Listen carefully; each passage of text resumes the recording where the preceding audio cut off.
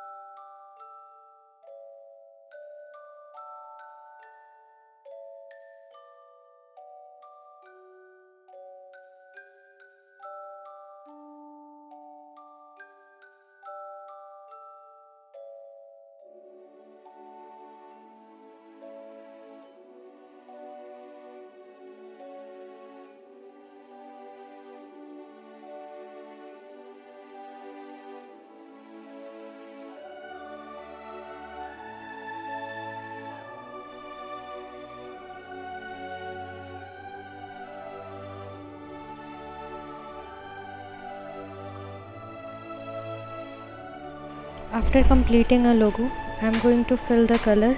Select the whole body and with the help of the shape builder, I am going to fill color, and with the help of gradient, I can mix the color.